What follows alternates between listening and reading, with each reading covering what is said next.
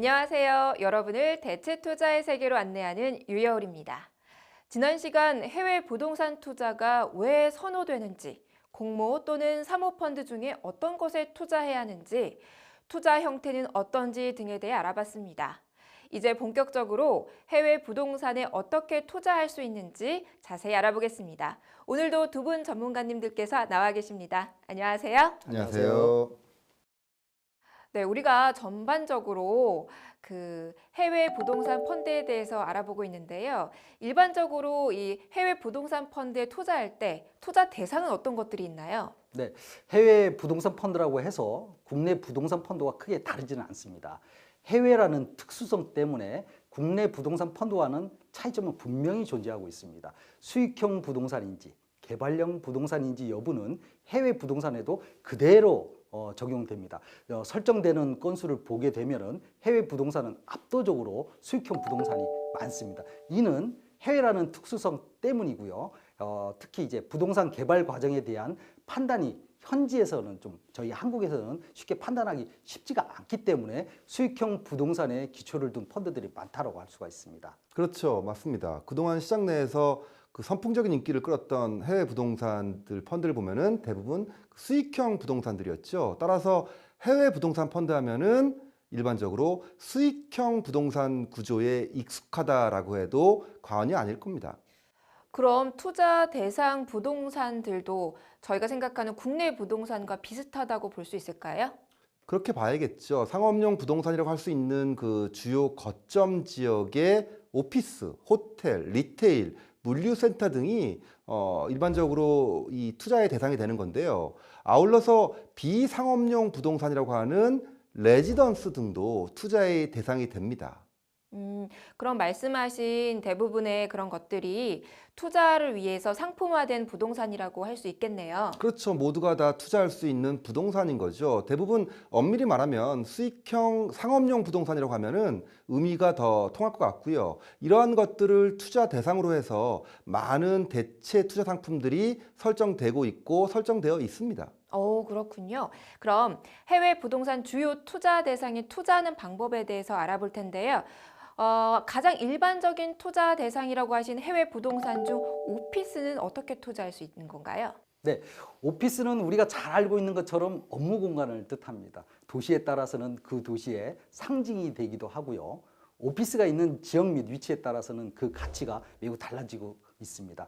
따라서 오피스는 국내든 해외든 부동산 펀드에서 가장 큰 투자 비중을 차지하고 있습니다. 오피스 투자는 오피스를 매입할 때 또 일정 기간 정해진 이율로 대출을 해주는 대출형 펀드가 있고요. 오피스를 매입해서 일정한 기간 보유를 한 다음에 매각을 할 때 매매 차익을 추구하는 에쿼티형 펀드가 있습니다. 이 두 가지 유형 중에 하나를 투자하게 되는 거죠. 네, 국내 부동산 펀드와 같이 해외 부동산에서 오피스에 투자하는 펀드도 두 가지 중에 투자자의 투자 목적에 따라 선택해 보면 되겠네요. 네, 맞습니다. 그렇습니다. 다만 부동산 펀드와는 달리 해외 부동산 펀드에서는 대출형에서는 일반적으로 선순위, 중순위, 후순위 대출로 나눠집니다. 해당 부동산이 가지고 있는 대출에 대한 가치 평가에서 달라지는데요. 전반적으로 각각 비율을 가지고 있습니다. 선순위는 선순위 대출형 펀드라고 부르고요. 중순위 대출은 우리가 흔히 잘 아는 메자닌 펀드라고도 부릅니다. 후순위 대출 펀드는 이제 일반적으로 가장 상환 순서가 낮은 그런 대출을 가지고 기반을 해서 만든 펀드라고 할 수가 있습니다. 네, 예를 들어서 보면은 어떤 오피스가 있다고 했을 때 그 오피스의 가치가 한 100억 정도라고 한다면은요. 한 50억에서 60억까지는 선순위 대출, 그리고 한 10에서 15억 정도는 중순위 대출, 그리고 나머지 한 10에서 15억은 후순위 대출로 이제 구성이 돼 있고요. 나머지 한 또 남는 10%에서 15%는 에쿼티 투자가 됩니다. 네. 대출형 펀드가 선순위, 중순위, 후순위 이렇게 세 가지로 나뉜다고 하셨는데 그럼 주로 해외 부동산 펀드는 어디에 해당이 되나요? 네, 이 선순위 대출이라고 했던 이 선순위 대출 펀드는요, 높은 상환 안정성을 가지고 있습니다. 따라서 금융기관이 좀 선호하는 구간이라고 할 수가 있고요. 전반적으로 위험도 낮고 수익률도 좀 낮은 편입니다. 따라서 이제 우리가 흔히 투자하게 되는 해외 부동산 대출형 펀드는 대부분이 중순위 대출에 투자하게 됩니다. 투자자가 감내할 수 있는 위험이 적당한 위험이 좀 있고요. 거기에 상응하는 투자 수익률도 거둘 수 있기 때문입니다. 네, 지금 이사님께서 말씀하신 것처럼 중순위 대출 펀드의 수익률은 선순위 대출이 얼마나 낮은 금리를 적용받느냐에 따라서 수익률이 좌우된다고 볼 수 있는데요. 해외 부동산 펀드는 국내보다 낮은 금리로 해외 현지에서 대출이 가능하다는 장점이 있기 때문에 새로운 투자 기회가 발생한다고 할 수 있죠. 흔히 우리는 이것을 레버리지 효과라고 얘기하죠. 제가 정확히는 이해가 안 되는데 예를 들어 좀 쉽게 설명해 주실까요? 네, 어렵죠. 예. 예를 들어서 일본 및 유럽의 금리는 해당 통화 기준으로 보면 높은 신용도를 기반으로 우리나라와 비교했을 때는 상당히 낮은 금리로 대출이 가능합니다. 그리고 환율 또한 일본이나 유럽 같은 경우는 원화 대비 좋은 조건으로 외환 거래가 되기 때문에요.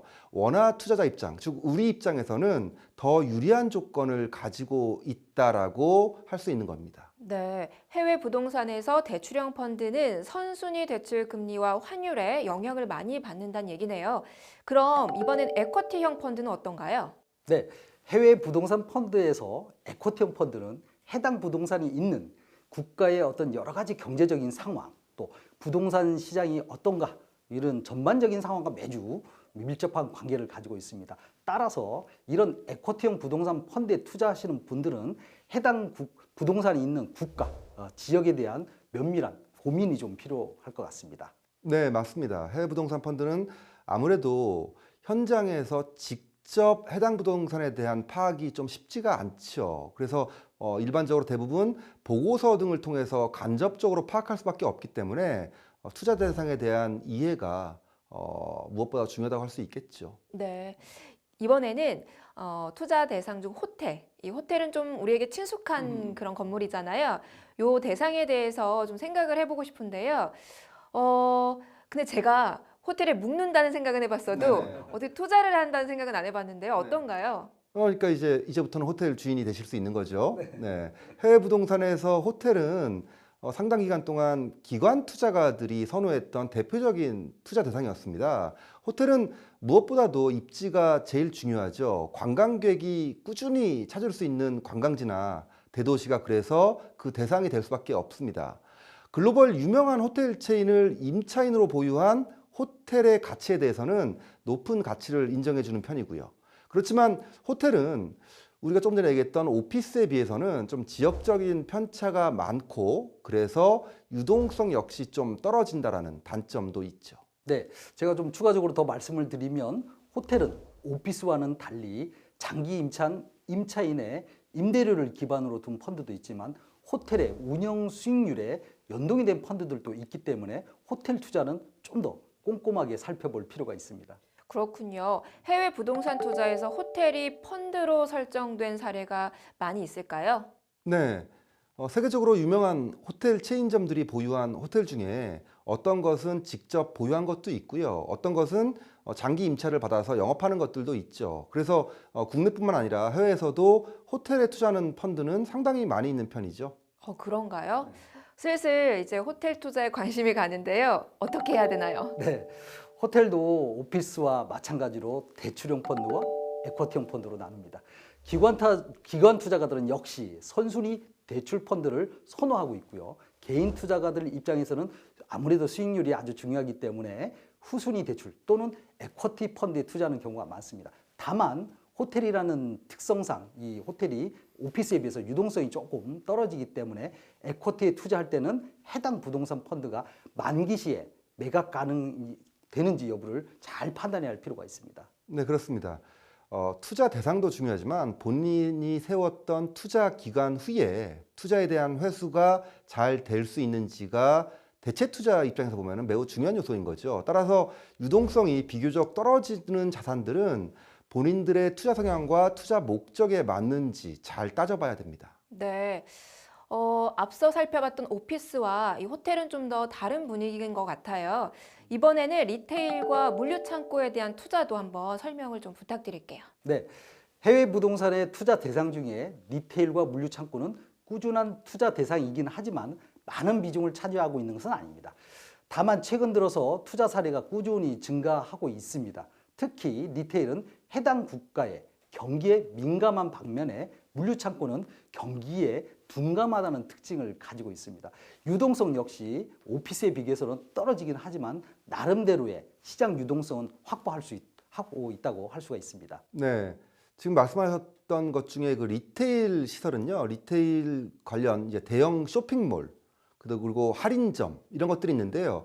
호텔과 마찬가지로 임차인의 지명도, 브랜드 이런 것들이 매우 중요하고요. 임차인이 해당 건물에 대해서 어떤 임대 계약 조건을, 즉 장기 임대 계약 조건을 가지고 있는지 이런 것들에 따라서 해당 부동산의 가치도 달라집니다. 네, 맞습니다. 소장님 말씀이 아주 중요하고요. 특히 물류 창고는 오피스보다는 지역적으로 여리한 곳에 일반적으로 위치하고 있다는 단점이 있습니다. 다만 물류 창고는 기업들이 필수적으로 가지고 있어야 할 시설이기 때문에 기업이 성장할수록 반드시 필요하고 여기에 따라서 거래가 잘 되고 있습니다. 네, 그럼 리테일 시설이나 물류 창고는 어떻게 투자하나요? 네, 이것도 역시 대출형 펀드 또는 에쿼티형 펀드로 투자하게 되는데요. 리테일 시설과 물류 창고 역시 해당 부동산에서 고정적으로 임대 수익이 발생을 하고요. 이런 임대 수익에 기반을 두고 있습니다. 에쿼티형보다는 대출형 펀드로 설정되는 사례가 점점 많고요. 일반적으로 이거에 투자하는 펀드들도 상당히 있습니다. 네, 대부분의 그 부동산 투자에서 위치, 우리가 다른 말로 하면 입지라고도 하고 목이라고도 하죠. 이 위치가 매우 중요하지만 리테일 시설이나 물류 창고는 더더욱 위치에 따라서 부동산의 가치가 크게 달라집니다. 따라서 이런 해당 부동산 펀드에 투자할 때는 해당 물건이 있는 지역에 대한 판단을 꼭 하셔야 됩니다. 네, 알겠습니다. 해외 부동산 펀드의 투자 대상이 되는 오피스, 호텔, 리테일 시설 및 물류 창고의 투자 방법에 대해 알아봤는데요. 오늘 두 분 전문가의 이 세세한 설명 덕분에 해외 부동산 펀드에 도전해 볼 용기가 생기는 것 같습니다. 오늘 설명 감사드리고요. 다음 시간에 뵙겠습니다. 고맙습니다. 맞습니다.